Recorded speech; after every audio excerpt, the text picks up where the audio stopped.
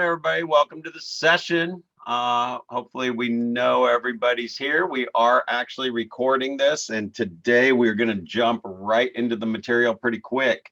So yesterday, I just wanted to recap. We set up a little layer to this class, which I always kind of set this layer up with any of my sessions, and that's just the reality of anytime there's lead generation, who you're going to contact, feeding your database every single day, grabbing a hold of the contacts that you already have in front of you, either on your Facebook friends list or inside your cell phone or in your email. You basically got your contacts list in your cell phone, your outgoing calls, your inbound calls. You've got your emails that you sent out to people. You've got your emails, just thousands of them, emails that you've received.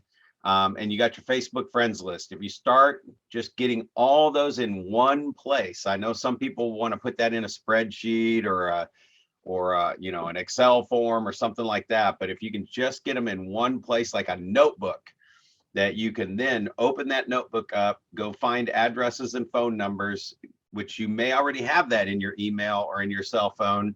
But if you're missing an address, like when we look at most addresses as a coach, the address is missing 90% of the time. You can look at the health of your command database, and that has to do with the address that's in there. So how many addresses do you have? We sell real estate.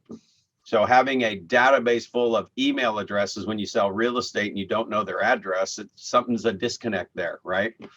Email is not a way to create relationships and to get, that trust and all that stuff faster, because everything comes in chunks of email. In fact, when you go through your email, look at how many emails you highlight and delete every single day. And somewhere in there was an email from somebody saying they can show you how to make $1 million selling real estate. And you deleted that email without even looking at it. Well, same thing happens with our databases as well. Second thing I wanted to recap on yesterday, which was awesome. You guys were participating in the questions, and we were talking about, just getting my list going here. We were talking about just how many actual listing appointments the goal is to go on every week. So realistically, without using your master list and without grabbing the people that you know and without focusing on reconnecting with 5 a day, if you take that off the equation, you go back to old school real estate, what you were probably, thrown into since you got your license and probably still work on today, is many agents are working on that haven't met ring of their database. They're looking for the next deal. So the reality is those numbers are black and white. They haven't changed in so long. I can't even tell you. I've been doing this for 30 years. The numbers haven't changed. If you're going to call 100 people out of the blue that you don't have a relationship with and you haven't really connected with before, you're probably going to get 1 or 2 opportunities. Because even though 10 to 20% of the population is moving in a year, that divided by 12 is less than 1% to barely 2% are actually moving now when you're talking to them. So realistically, just, I hope you guys didn't ever take that you shouldn't go for having a certain number of listing appointments every week. It's just that if you set a number of like 2, then you need to have 200 to 300 names, numbers on a piece of paper to actually call people and talk to them. If you want to get 1 or 2 appointments, you're going to have 200 to 300 names and numbers ready to go. If you want to do 5 listing appointments a month, you got to have 500, 600, 700 names a month to call on. And we even talked about, taking that really to the next level. It's going on an appointment a week, right? Or 5 appointments a week. 5 appointments a week, you're going to need 500 numbers to call every single week. That number is never going to change. Believe me, if there was a way that we could have figured it out, I would have figured it out for you. And the best way to figure it out to sell 100 homes a year, which is, 8 to 10 a month, right? 8 houses a month, is in your database, reconnecting with 5 people a day. You're not going to be able to connect with them much faster than that. You could probably get 10 a day if you're really serious, but it's 10 every single day. And you can double your business twice as fast as got to 100, as fast as I got to 100. You could probably do 20 a day if you really seriously gave real estate calling 3-4 hours a day. That's what it's going to take if you want to get those numbers. Believe me, if there was another way to do it, I'd share it with you. And I've been through every training and I've implemented every training I've ever heard. And there's some great stuff out there. There's people that sell 40 houses a month in Facebook. I don't think they're selling 40 houses a month on Facebook every single month, right? They might have done it once, maybe they did it twice, but it took a lot of effort. A great class was Craig Rieger, did a MAPS class called 90 Listings in 90 Days. So where something like that comes from, and when you're listening to this training, what Craig was doing is he had a coach, Tony DeSolo of all coaches, saying, you know, you are 90 listings short 3 months before the end of the year to hit your goal. So it's 90 listings in 90 days. So it was hardcore, all hands on deck, his entire team to hit that 90 listings in 90 days. That was 3, 4, 5 hours a day from everybody on the team to make that happen. So you can make and do as much real estate as you want. You just can't do it whenever you want, like a few hours today, or, you know, you got, all right, I'm going to give 3 hours today. I don't have anything else going on, but tomorrow, oh, I got all this stuff that came up and I'm lucky if I got a half an hour in. It's got to be 3, 4 hours every single day, and you will do it. The numbers are the numbers. They're going to happen. However, if you just layer that 5 a day on the list that you already have in your master list, and as you find their address and their phone number and you call the number, they answer, you talk to them, and it's like, you know, oh my gosh, so great seeing you, Larry. I haven't talked to you in forever. How you doing? Blah, blah, blah. We connect. Oh, we're doing great. How's real estate? You know, it's good. It's good. I'm always available for you. You do that 5 times a day and write 5 notes a day. In a year, you'll have 1,200 people you've done that with. And what we talked about yesterday, it's going to be 120 to 240 people moving over the next 12 months. So as you're building that master list up and you get that address and that phone number and they pick up the phone, you get them in command. So now you're using command every single day. You're putting people into it. Whatever people say command doesn't do, you're going to figure out how to do it and how to make it do what you want it to do if you're using it every single day. It's technology. You can make it do whatever you want it to do. So don't wait for it to be completely perfect. In fact, it's so much farther along now, I don't even hardly hear that anymore. But it's feeding it every day. You're going to be a master at command. You cross them out of your master list as soon as you put them in command. That way, if you go to pull that up and you look at command and they're already in there, you know you've connected with them and you had a duplicate in your notebook. Just keep it simple. And the real challenge is most people just make it more difficult than it needs to be. All right, so we're going to jump into the stuff pretty quick. I always want to open it up and make sure that if you look through your book, today we're talking about pre-listings. We're talking about the listing consultation, servicing and marketing the listing. And we may, I mean, there's a lot in the whole listing consultation that I want to make sure I cover. So we may or may not get into the contracts part.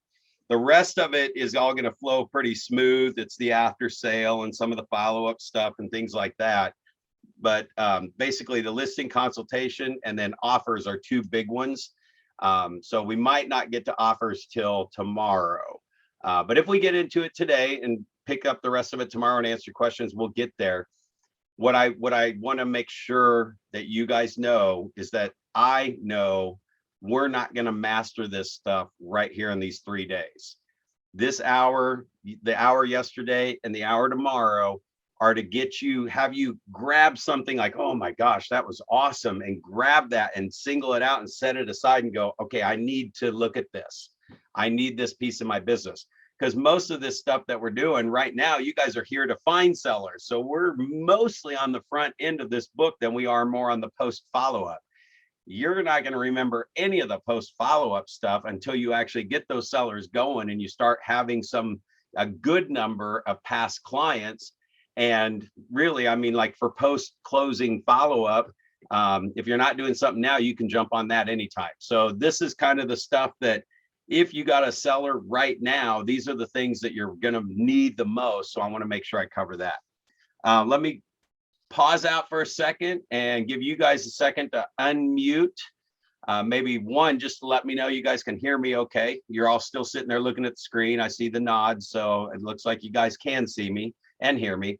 But is there anything you want to make sure you get out of pre-listing before you go to the listing, while you're at the listing appointment, or anything about negotiating contracts? Anything that's come up that you want to make sure, or that you have maybe had an issue with in the past? All right, cool. We're ready to go then. I mean, again, this is just to get the information to you, give you my perspective of, 2,500 sales for 30 years, and having going to a lot of the same classes that you're going to. Sure, technology's changed a lot, right? I got into real estate before pagers existed. However, most of the stuff, like when we talk about objections and we talk about scripts, those haven't changed for years, right? There's just added values that you can get. I will refer back to Ignite is going to be 18 sessions where we dig in deeper on some of this stuff in here too. And we're starting that on January 7th. So it's basically Monday, Wednesday, Friday from January 7th till right the Friday before we leave for family reunion. Hopefully, if you guys are coming to family reunion, you let me know. I will be there. I want to see you. I want to connect with you. Like, let's get face to face, all right? So if you're going to family reunion, make sure you let me know. There's only one day in there, the 21st. I think you got Gene Rivers coming for something there in all of your offices. So that's the only day we won't have Ignite. We start January 7th, which is a Friday. And it's every Monday, Wednesday, Friday, except that I think it's a Friday or a Wednesday that Gene's there. So hopefully that makes sense. Okay, let's jump into this. If you guys don't have anything you want to add, as always, just unmute. I'll see that you're unmuted, or flash your little, raise your hand or whatever, and just jump in, okay? All right, so actually what I did here was I started too far down the line. So I went back to the beginning for some reason. But we're starting on chapter 2 anyway, so I don't have to go too far. All right, so the pre-listing packet. Pre-listing packet, what you're really trying to do here, I'm just going to tell you this on the pre-listing packet, because we might go through this a little quicker than some of the other stuff we'll cover. Pre-listing packets set up the appointment. They have them get ready for you to come, answer the basic questions that people may have, or to have them pre-fill out some forms. What I'm going to tell you about the pre-listing packets is, if you just drop it off and there's no value behind it, and as busy as everybody is today, really track if you're doing pre-listing packets, or what is the purpose of your pre-listing packet, right? If it's to get some forms filled out ahead of time, I'm telling you, if you just start doing it today with anything we talk about, you're probably going to get there, and 99% of the time they haven't filled anything out yet. Like the seller's disclosure, man, it'd be nice if they filled out those disclosures ahead of time and had them done when you come, like they're just ready to list right then. That will happen about 1 out of 20 times. So you do want something set up in your system that if you're going to drop off a pre-listing packet, that somehow you set up the importance of getting through that first, shortening your appointment time. Say, this pre-listing packet could take a 2-hour appointment and make it a 30-minute appointment or a 20-minute appointment. So make sure you go through that information and jot down any questions that you have or expectations that you have. So until you set that up, just doing the pre-listing packet and just adding it and not tracking the results could just be extra time for you, right? So I'll share a couple that I did as well, but it is to prepare to get questions ahead of time, answer those ahead of time, get forms filled out ahead of time. So the big picture, you got your pre-list package. It's a package, it's a process, and it's a buy-in. So it's exactly what I was talking about, the buy-in. You want them to buy into getting it and filling it out and having it done. It is, in essence, pre-selling you. So you're going to have your list of all the things that you're going to do. Today, we're going to talk about value proposition. How many of you remember that from Ignite, right? That was a big part of Ignite, the value proposition, your unique value proposition, right? So all of those things are important. So if you went through Ignite and you really didn't sit down and say, what are the 3 things I do that makes me different from everybody else, that my competitors can't say, that's your unique selling proposition. So in the pre-listing packet, when you go to a listing appointment, when you're pre-listing, the pre-listing is taking the 100 things that you do.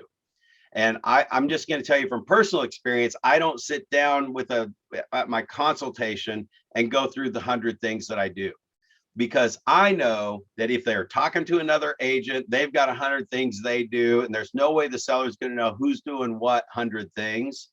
Secondly, if they've got a thing that they're really wanting to get answered, which is why we talk about it more as a consultation than a presentation and selling them on why you're the best, you let the pre-listing packet do that. So if you have a listing presentation right now where you go through all the different things that you do to market their house, that might be perfect for the pre-listing packet. So just consider that, so that when you get there, you can just sit down and find out, ask them 3 questions. You know, what's most important to you? What's important about that date? And, you know, what are you going to do with the equity when you get out of here? So you can have a conversation with them, and you can uncover their why, and you can focus on their why, versus thinking that you have to come and really sell them on everything that you're going to do to your house. They're not going to remember 90 of the 100 things that you're going to do. They're not going to probably remember 95 of the 100 things that you went over. So you can really shorten your listing presentation up that way, or consultation. I'll use those words interchangeably. But also know that when you get to the point where you are going on 5 listing appointments a week, you can't be sitting there for 3 hours. You don't necessarily want to take 2 or 3 hours to prepare your CMA and all your stuff that you're bringing, because that's going to limit how many appointments you can go on. So, and again, there's 2-3 hours to prepare. I've got a 10-minute accurate CMA that we cover. We'll actually cover that in one of the things today. Make sure you jump in if you guys have any questions. But really, that pre-listing packet is to give all the fluffy stuff. And if you're at the appointment and they bring up one of those points as one of their important things, you've already got it in the pre-listing packet. If you know what's in your pre-listing packet, you can pull it out and just point to that thing and say, yeah, this is what that's why I sent you this ahead of time. Let me explain that a little further. But it also means I'm not going into detail on the other 98 things that we're doing, right? So what is in a pre-listing packet? So, oh, there we go. I got to go back here. What's in a pre-listing packet?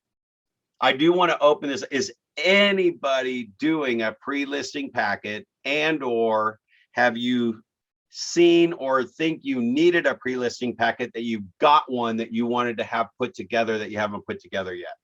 And if so, what's in it that really grabbed your attention?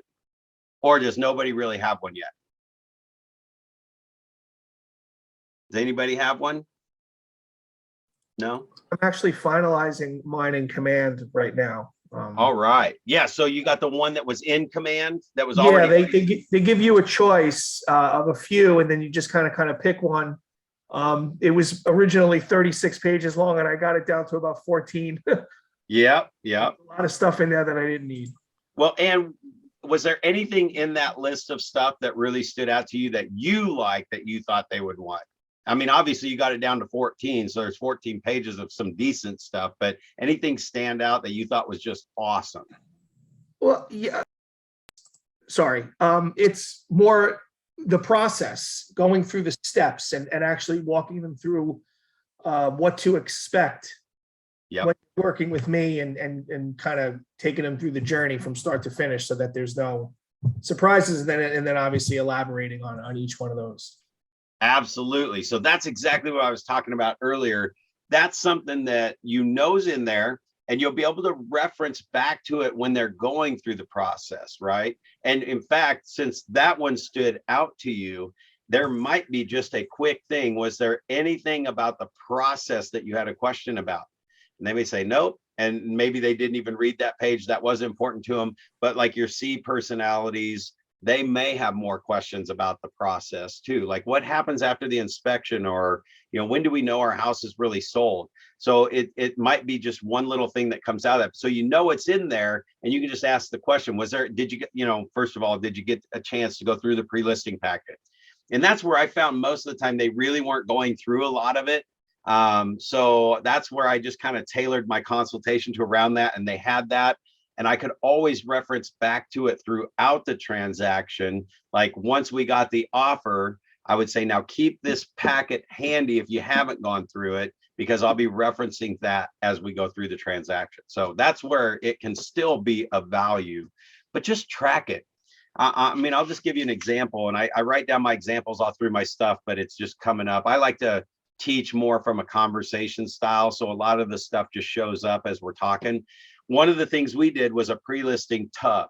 So we still had our folder with the paperwork in it and the things that you were talking about, Larry, but we also threw in some fun stuff. I was trying to get them just to make an impression and get them to open it up and actually look at it, because I had tracked it, and they were very seldom ever like had time to actually open up the whole folder and go through it. Because the other thing think about is that we shortened our time frame up from the time that call came in. Even though we weren't a Pop-Tart realtor and go run over there that minute, we actually set it up as soon as possible after that call came in. So again, the other part of our system and process had to be getting that pre-listing packet on their doorstep the same day they called in, because we're probably coming over the next day. And second thing, I'll talk about some marketing things in there that'll really give you guys a little power punch when you go in there. We had to have a system in place to go get a picture of their house. The minute the call comes in, we had to have somebody going by there and taking a front picture of their house if we couldn't find one online. And actually got to be careful online, because the house might even look different today. So we would run by and take a photo of the house so we could use that on the pre-marketing pieces that we brought to the listing appointment the next day. In fact, I'll cover it in a minute, but it was a brochure that we put together on their house. It's a picture of their house with their address and a bullet list. And when I'm sitting in the consultation, I start talking about marketing, it's like, one of our marketing things is we have a brochure. I throw that thing on the table. They didn't even hear what I said for the next 3 minutes, because they're looking at going, honey, that's our house. Like they just talked to them the night before, and we already had a brochure done on their house with the bullet list of the things that they gave us. I'll come back to that one again, because that was probably the biggest thing that helped me new to come in and win people over, because it was like all the marketing was already done. So don't worry about if you didn't write it down yet, it's coming back. But we did a tub, and we would put aspirin, a bottle of aspirin in there. It said showings can be a pain in the rear, so we got you some aspirin. We put magic erasers, because we could go buy all this stuff. We figured it out. We could buy all this stuff like a magic eraser, some aspirin, a little bottle of aspirin.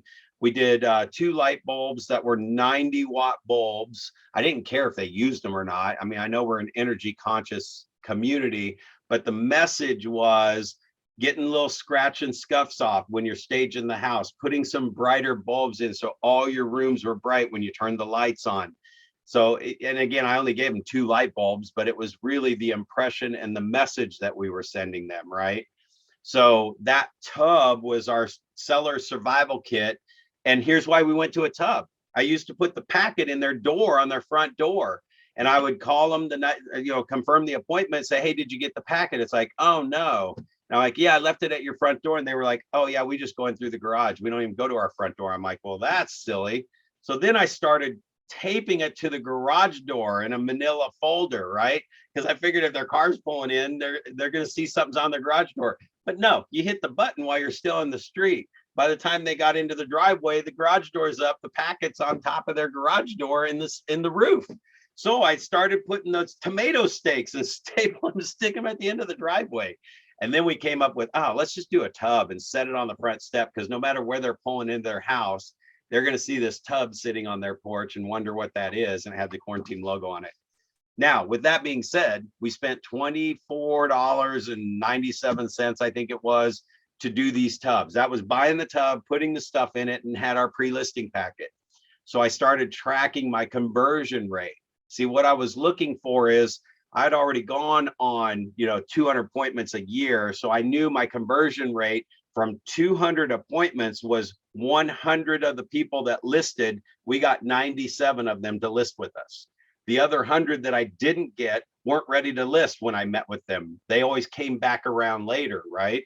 So those 97, we were missing about 3% of the listing appointments we went on. The reason I did the pre-listing packet was to see if we could close that gap. And if I could get that down to 2 or 1% because of the listing packet, it would have more than been a ROI. We continued for 2 years with that box and still was around 97%. So the box and the pre-listing packet didn't really do it for me. So we discontinued doing those boxes. So now with online, we can get so much stuff to them even through Dotloop. But I also got to layer this in there. Remember, my appointments are very relationship based. I've been talking to these people for the last 5 to 7 years regularly. So when I send a pre-listing packet, it's really about me just talking to them on the phone. When they call to set an appointment, I'm going to send you some stuff to do online. You can fill it out online, and I'll bring the blank sheets with me in case they didn't do it. That is my pre-listing packet today, because I've already got the trust and everything with them. They've known me forever. They're not going to call somebody else. Okay, I'm going to pause out there in case you have any questions about pre-listing packets on that. All right, price recommendations. I think that might be this next slide. Yep, objections and price recommendations. So one of the things that I've done in my CMA, my comparable market analysis, and how we price properties, I'm going to reference back to a real conversation with a top agent at our Topeka, Kansas office that him and I were just talking for, and he's just like me. Before, you know, this COVID thing, and even during the crash of 2005 to 2014 or 15, even during that time, I could confidently tell you what a property was going to sell for. In fact, in Kansas City, in the Kansas City market, if you bought your house in the last 6 years during that crash market, you're going to sell it for what you paid for it. That every house that came on the market, we weren't dropping values like some markets were. I don't even think you guys dropped as bad as like Florida, Nevada, you know, some of the Arizona, where things were half priced. Yes, things dropped. Our higher end properties did drop down just a little bit, but our $150,000, $200,000 homes, if you bought it in the last 6 years, you got zero appreciation during the crash market, and you could sell it for exactly what you paid for it. Now, unfortunately for my sellers, what that meant was the cost to sell the property made it look like they were upside down in the house, because now you got to pay commission and closing costs and everything. So we didn't get that 3 to 5% appreciation, well, really about 10% appreciation over a 6-year period. We didn't get that to cover the cost, and they didn't get their normal 15 or 20% to get them into paying for the cost of selling and having equity left over. But they could sell it for what they paid for it. So that conversation at that time was, hey, you haven't lost any money on your house at all. But it costs money to sell, right? But they didn't lose any value. It was right there. So prior to this craziness that we've all experienced in the last couple of years, where prices and houses are going for, probably in your market, 50, 60, 70,000, maybe even 100,000 over asking price, there's no way to predict that. There's no way to know for sure when that's going to happen, other than just looking at if every other house in that area, because of the demand on the area, is all selling for 50,000 over asking price, then you know you're probably going to sell it for 50,000 over asking price if you keep it at the same price range that those houses got 50,000 over. But when we start raising the price to catch up to the overages, and all of a sudden we're not getting 50,000 over anymore, and now we're getting 10, or we're getting just at asking price and it's taking 30 days to sell, then you can see that the prices have already gotten too far up. They need to come back down because we artificially raised it. So my 10-minute CMA is basically 3 reports, MLS reports, nothing fancy. Command has some awesome templates you can do that if you want to print those out.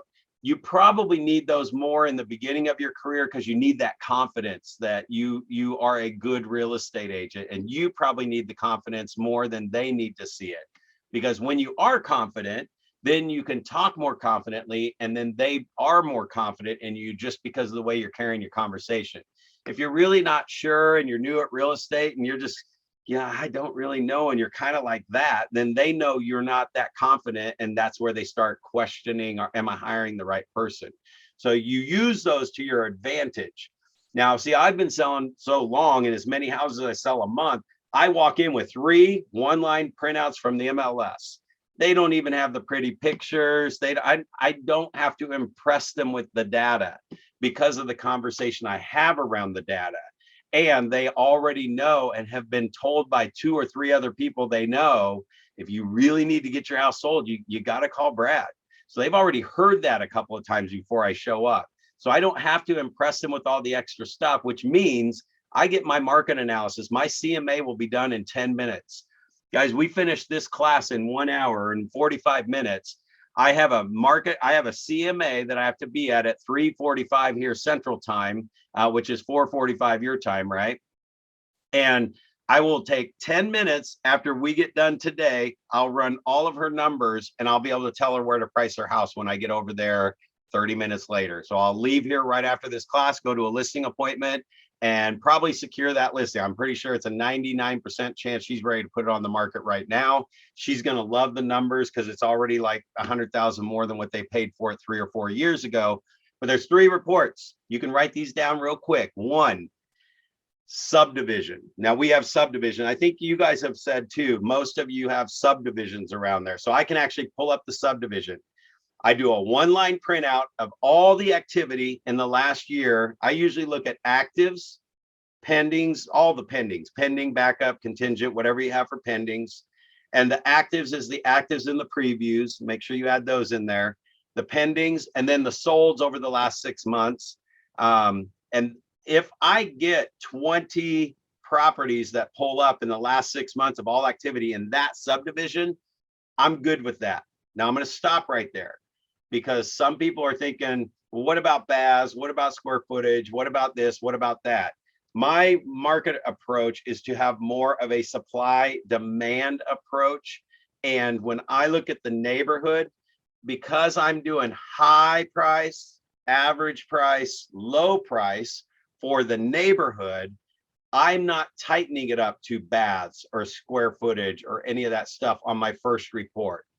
Now, if I pull that up to the neighborhood, and let's say this particular house that I'm going to is a split entry kind of thing where the steps are all kind of half steps everywhere. I'm sure you guys have some floor plan like that, right? That floor plan, and you guys kind of give me a little acknowledgement with your nods and heads, that house is not going to sell for as much as a ranch or a 2-story home in your market, right? Ranches and 2 stories are higher demand and they sell for more, right? Pretty similar. Okay. So this is a side-to-side split. When I pulled up the neighborhood, they're all 2 stories and ranches, and there's like maybe only 3 side-to-side splits in the neighborhood. So even though I'm looking at that neighborhood and I don't see any side-to-side splits in the most recent activity, it's still the neighborhood. And that is where I can have the conversation of, it's good that you bought the smallest house in a big neighborhood because these other houses have helped your value go up. Now, if I had a whole bunch of split entries, or let's just say in that same neighborhood, I'm going to a 2-story, and in 6 months, there's 15 2-stories on that list, then I can go in and put in the 3rd car garage and more than 2 baths and maybe the age range. And if I still get 5 2-stories with that little more detailed search criteria, that's kind of my second mini report, because that one right there, that house is selling between that low price and that high price, depending on the condition. The low price, if it's in bad condition, the high price, probably it could be the high price in this market because things might still be going up. And if things are all going over asking, if you're experiencing what we're experiencing now, things aren't going for 30, 40, 50,000 over. They're going for, you're lucky if you get competing offers on 1 out of 3 properties or 4 properties now, right? Is yours kind of the same way? Things starting to sit on the market for 40, 45 days, or are you guys still getting way over asking on every single property that hits the market? Where are you guys sitting in your market? Anybody know? Still getting over asking, but not as crazy as it was. Yeah, so not on every single house like it was 1 year ago. Everything went over, right? Everything. And now it's like once in a while you get the right house, and sometimes that's because an agent might have underpriced the property too, or it's because of the demand in the area, supply, whatever. So on my 3 reports, I'm looking for the average, the high, and the low. That way when I get to the house, I know, for example, on the neighborhood report, it's a split entry floor plan. Most of them are 2 stories and ranches. So right there, we are not average. So whatever my neighborhood report shows the average price is, we're probably not there because we're not the average. Again, I'm looking at the solds, right? The solds tell me what they actually sold and closed for. But in a market like this, when you're interpreting it, things are still going up. Some things are going a little over asking. So the solds are old data that happened 6 months ago, technically, right? And so the pendings and all the pending offers, contingent backup, whatever you guys have in your MLS, that price on your MLS is probably the price it was listed at when it got the offer.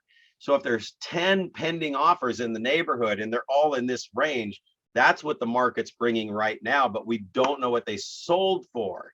They might not all be selling for asking price or over asking price. They might be selling for a little bit under. Then you could look at days on market, right? So I know in this split home that I'm not going to be average against that many 2 stories and ranches. I'm probably going to be a little bit below average. Now, I don't stop there. That's just one piece of the puzzle for a quick glance, right? The next report that I pull up is I go to the MLS area. Now it's not just the neighborhood, but now I'm going to the MLS area because a lot of times that's going to be same school district and people search MLS area. Agents definitely search MLS area. So if you're right on the edge of an MLS area and you know most agents include these 2 MLS areas whenever they search there, then you're going to include 2 MLS areas in this next report. But most of the time it's the MLS area that it would be in. Now I'm going to put in floor plan, age range, probably 10 years on each side because I want an average. I'm not looking for specific. I'm not doing the 3 appraisal method comp thing. The reason why I don't do that on my pricing is because talk about objections, man, you got to know a lot of pricing objections because you're only showing them 3 properties out of maybe 12 that sold. But when you show them all 12 and they say, well, so-and-so got such and such, and it's like, oh yeah, is that one right there?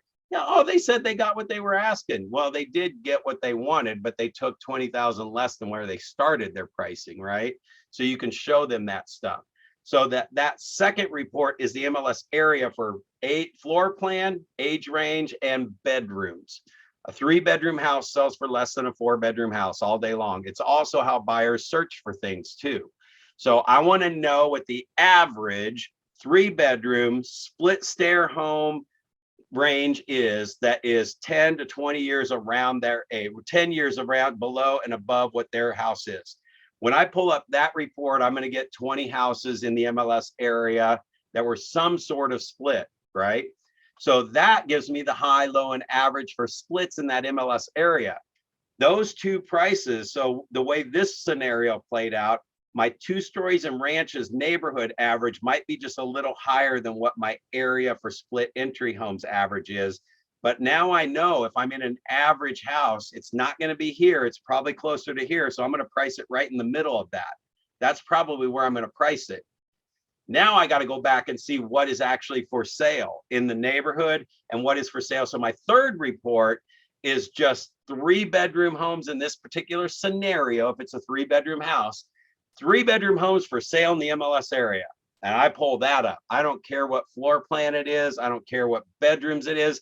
Because if a buyer is looking for a house in that MLS area and they're looking for 3 bedrooms, any of these houses could show up. That's my third report. And I just do a 1-line printout on the MLS. Now, this is just Brad Korn's method, okay?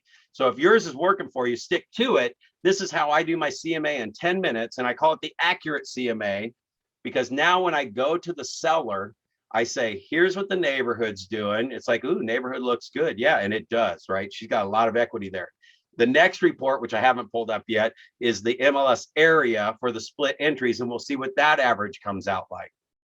I imagine it'll be just a little bit lower than the neighborhood. And then I'm going to pull up actives, and there's going to be 3 homes for sale. And they're all going to be higher than both of those other 2 averages that are on my other 2 reports. I already know what it's going to be like. So there's going to be 3 for sale and pre-listed of any 3-bedroom homes in that area, right? And anything that would be close to hers. I guess I might get more than 3 if I'm just doing 3-bedroom. I might get 10, but there's going to be some really low priced ones and there's going to be some really high priced ones. And that's where I can go through that list and look and see. But the idea is they will average probably higher than those 2 averages on the pendings and the solds. Okay. I also will see if there's any immediate actives on those first two reports. If they're for sale and they're a split entry in the MLS area, there's my prices of my direct competition. The other one's the first report's going to show me the direct competition of anything in the neighborhood. So wherever we price it, we're either going to help these properties sell, or we're going to be the next one that sells, or we're going to take them head on.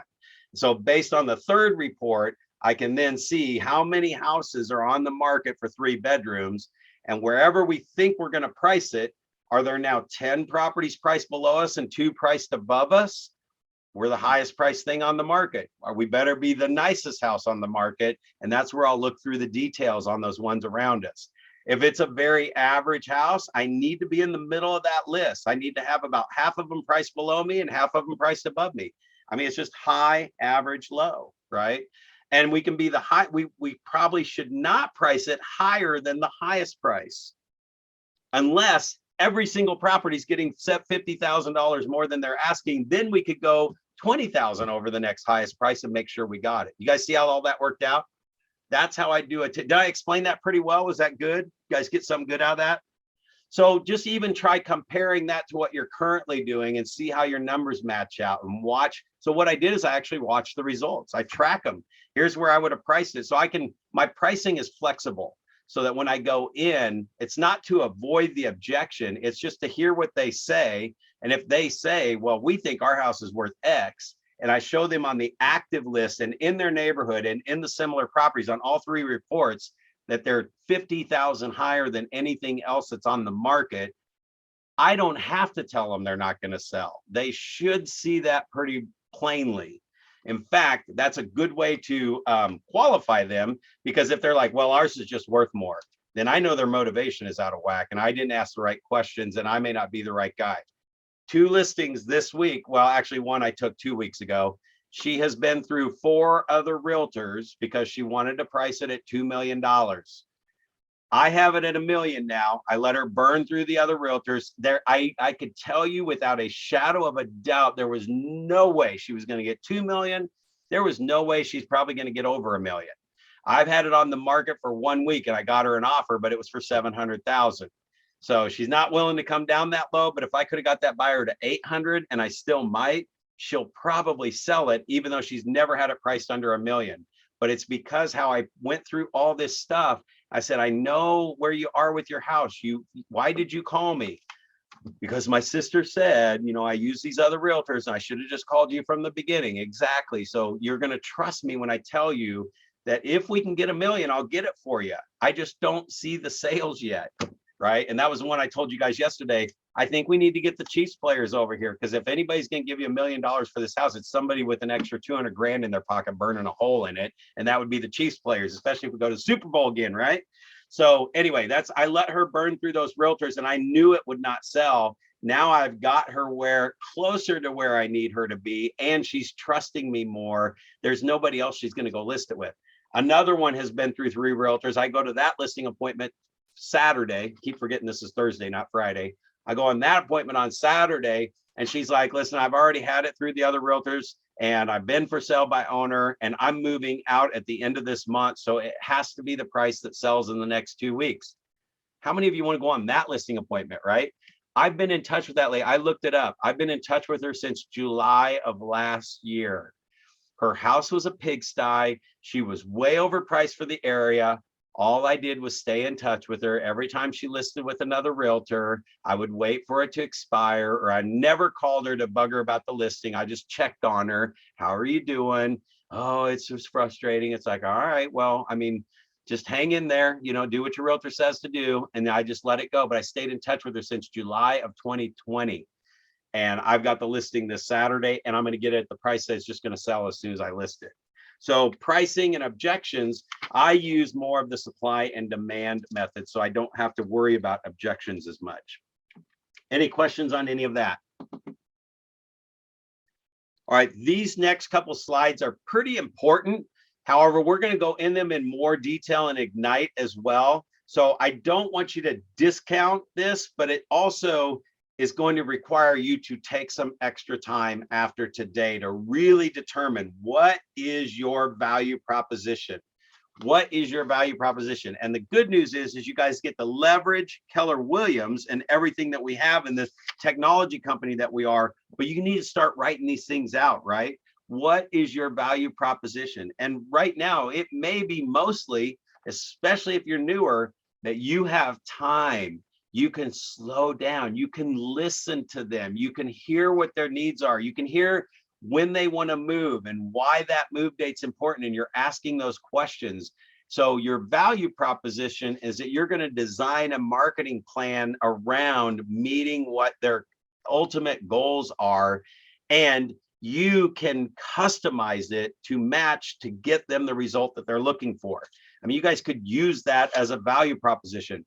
It's still a little fluffy, so you'll need to tighten it up a little bit more if they ask you what that means, right? And it means that you can spend more time on their listing. However, you don't want to ever give them the impression that you have too much time either, and that they're your only listing. So use that carefully.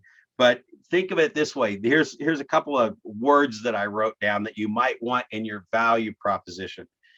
A strategy meeting. You're a strategist. You're going to help them create a strategy. In fact, I say this with sellers all the time. Listen, we're going to lay out, I'm going to hear what your situation is. I'm going to give you multiple options, and we'll create a strategy around whichever option works best for you. That could be selling themselves. That could be renting the property. It could be selling the property, which is ultimately what I hope they're doing, right? But I'm going to go over the strategies of the different things. The strategy around for sale by owner is going to cost them money, and it's going to take longer to get the property sold, and it's not going to get near the exposure, right? The strategy of renting is going to be that you're still going to own the property. And if you ever get a renter in there that doesn't pay, you just got to know you can cover that. And of course, the strategy to sell it is that you're right now, you are selling your property for the highest price it's ever been able to sell before. You can almost say that with absolute certainty. And I say almost because somebody can pull up statistics on something, but every property is selling higher now than it ever has before. Now, it doesn't mean that it didn't sell for more before. I'm talking about in this current market, things are selling for over what they should be selling for. So many times in a neighborhood, if the price that I know we need to price it at is less than what they thought, I will tell them, now there's not another time that you're going to get this much for your house, right? Another thing is when the properties are going up, you want to sell now while the properties are going up to make sure you got the most. Once they start coming down, you're not going to get the most money for your house anymore. So you don't want to wait till values are coming down or waiting at all. So those are some of your value propositions. Strategy meeting, marketing specialist. So the marketing specialist, we are a tech company with 180,000 agents across the globe, and we have an entire internet division that is getting incredible exposure to our listings. So what an MLS system funnels the property out to, just take that 3 times higher, because Keller Williams is going to do what the MLS does, and then everything else that we do. So those are some of your value propositions. You're going to get the most exposure to their home.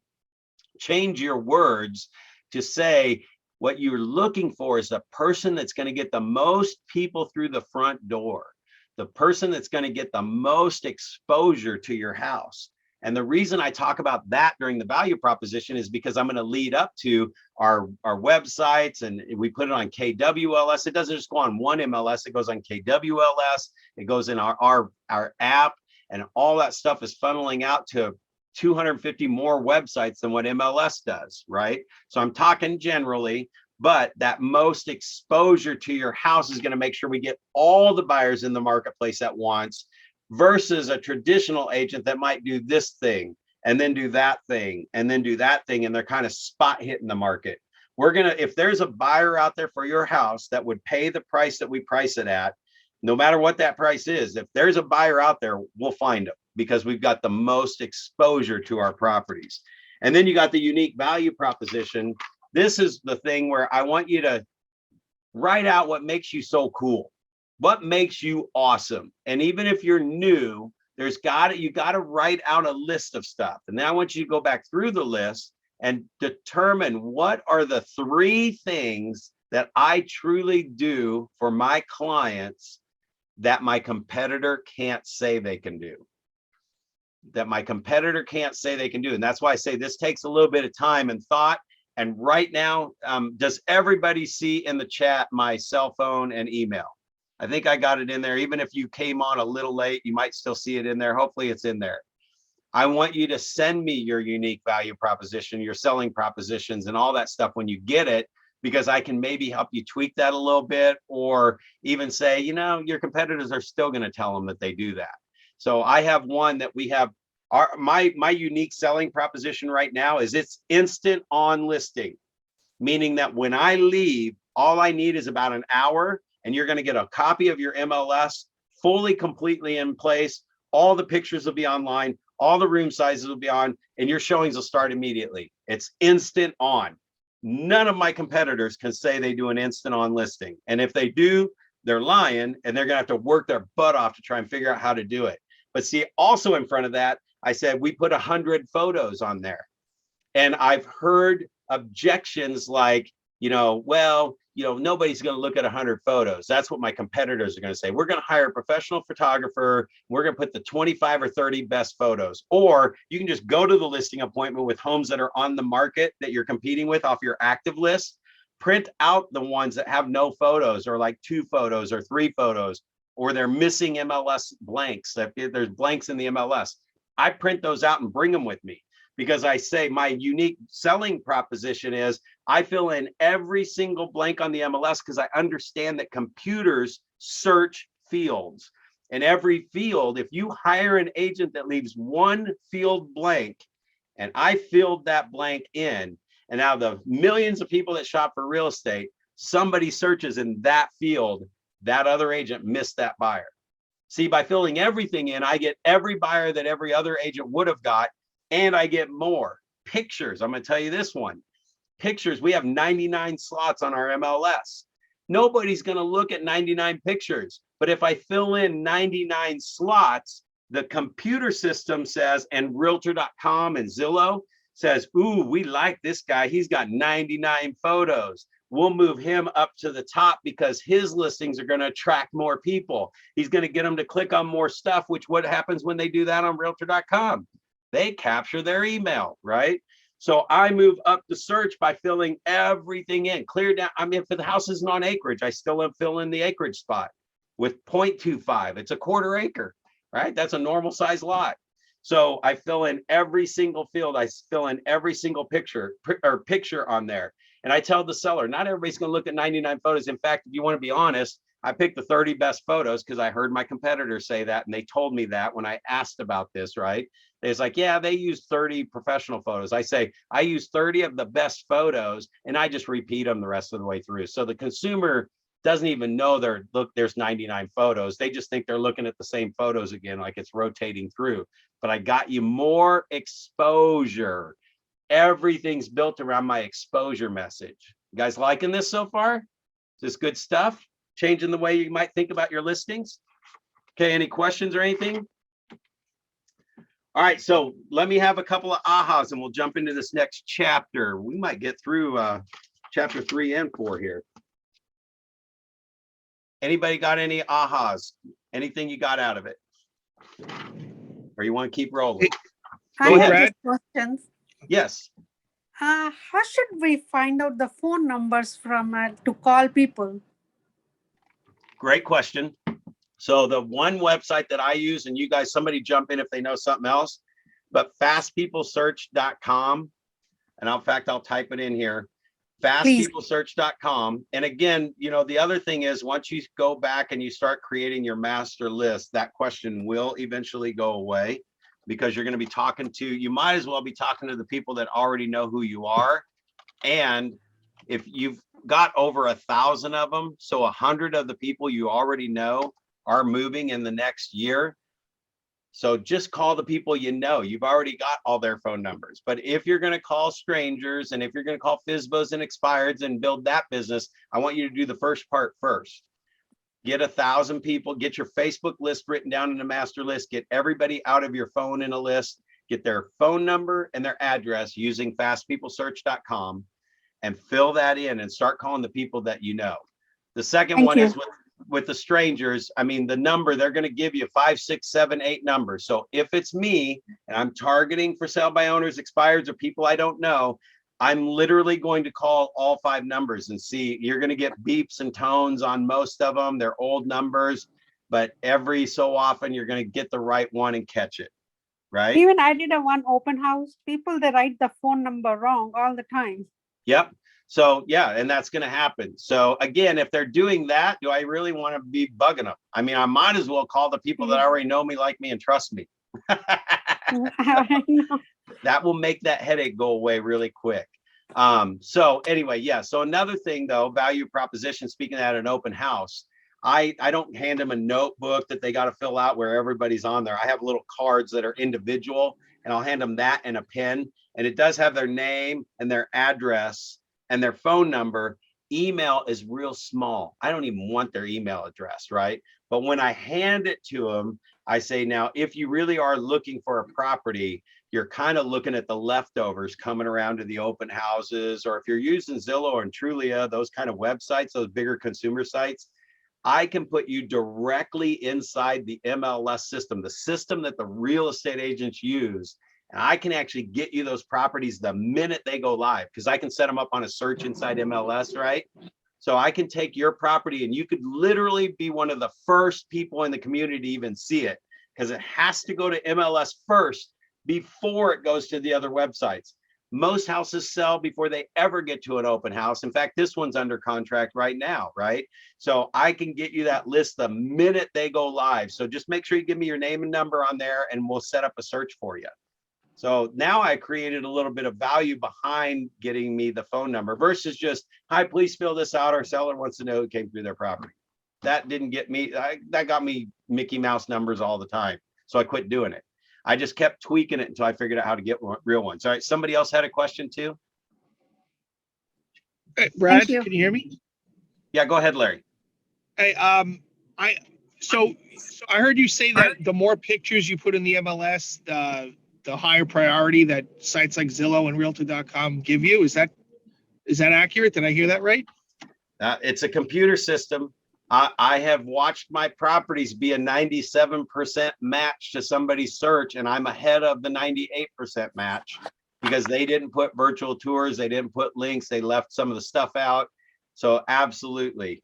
In fact, in my marketing, what I'll do is part of my marketing review, and that's one of the things we'll talk about in this session too, or not, maybe not today, but in this class, Win with Sellers, is sending them, one of the triggers in my system is to send them a packet of everywhere their house is. So one of our tasks is pull up Google, type in their address, which really we just put their house number and their street in there and hit go. And we print off a copy of the page of Google until we don't see them fully on every page. So usually our sellers, we're dropping about 5 or 6 pieces of paper in the mail that say you're on the first 3 pages of Google. Of course, it's when I put in their address, but it's showing them all the websites that their property is showing up on. And now they see that we're marketing their property. So I do track that closely and have in the past seen that the more stuff you fill in, the higher up you go. If you got a virtual tour spot on your list, MLS listing, Yes. and you leave it blank, it's one more thing blank. If you fill it in, you will be beating out 95% of your competition easy, and it can be a picture slideshow. As long as it's a moving thing that looks like, it does not need to be the zoom in. You don't need the virtual tour equipment. I've had all that. I can just go in and create a slideshow and dump it in that spot. And the computer says, hey, look, they got the virtual tour spot. So pictures and virtual tours, move them all the way up to the top, because what is Zillow and Trulia capturing? Buyers' information to look at this stuff. So the ones that are missing information are not getting priority.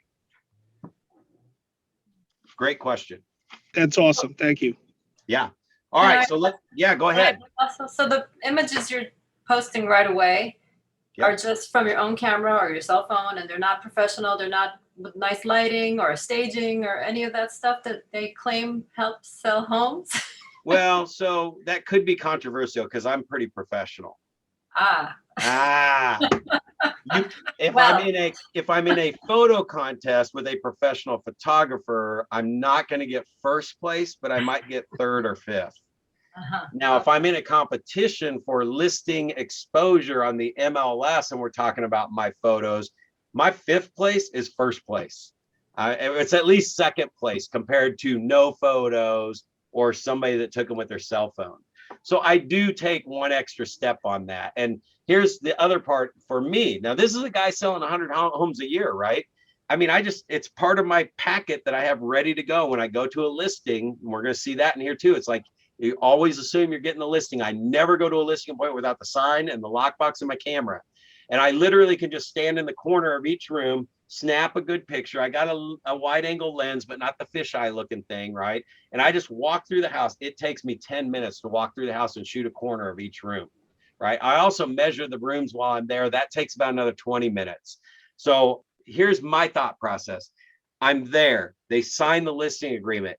If I put 30 extra minutes in now, so I've got 45 minutes or so for a listing presentation, an hour to fill out the paperwork, take the pictures, measure the house. If I get everything about the home right there with no more than 2 hours invested, my listing appointment time block is always 2 hours on my calendar because I'm assuming I'm going to get it. And I do all that stuff. I streamlined it to where I do all that. I take 300 pictures.